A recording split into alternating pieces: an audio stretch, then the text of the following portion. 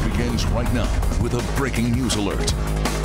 Was it brother versus brother? We are following breaking news right now of a 16-year-old dead, the 18-year-old brother in police custody. We begin this half hour with some very sad details about this tragic shooting on Detroit's east side. Yeah, Nick Monacelli talking to investigators, trying to gather facts about what happened here. We talked, Nick, at 5 o'clock about if this could possibly have been an accident between the brothers, but it doesn't sound that way. Well, here's what happened. Originally, Rhonda, it did not seem that could be the case, and investigators, at least originally, did not think so. Now things are beginning to change, and the more they're talking to the 18-year-old brother who they believe was responsible, they believe this could be an accident. And we stress could be because they don't have the evidence yet to back it up. They don't have any other proof. All they have are statements that this could be accidental. It certainly would make sense. Unless, of course, and it's not out of the realm of possibilities, there was an argument and one brother shot the other, but that's what happens in these types of situations. I do want to show you some video, all this happening at about 1:45 this morning. What we do know is that a 16-year-old teenage male, the younger brother, was shot and killed. And he was shot in his shoulder, rushed to St. John's.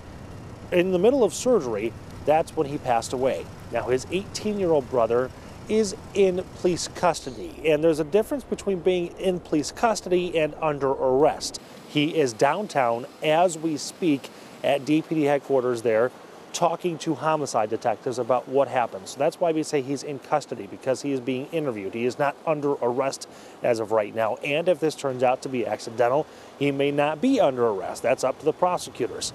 But this happening at the 700 block of Tennessee, which is on the east side, close to Jefferson and Connor. We just talked to the captain a few minutes ago.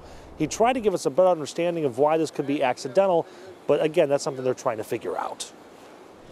We got called down here. There was someone who was shot early this morning, and basically what the story we have now is they were inside. It looked like that somebody had a weapon, had a firearm. It looks like it was ended up accidentally discharging the firearm and hitting the victim, I believe, in the left shoulder. Now, one of the things that we asked the captain, Captain Mark Bliss, is how do you know, or why do you think it was accidental? That's when he said, well, that's what we're being told right now, but we don't have any evidence to back that up. That is why there are evidence technicians here standing by looking around the home, but they have not gone inside of that home just yet, or not to go do their investigation portion of things, because they are waiting for a search warrant to go inside that home. Once they do that, they can start collecting their evidence and see if whatever inside that home will match up with the stories they're being told.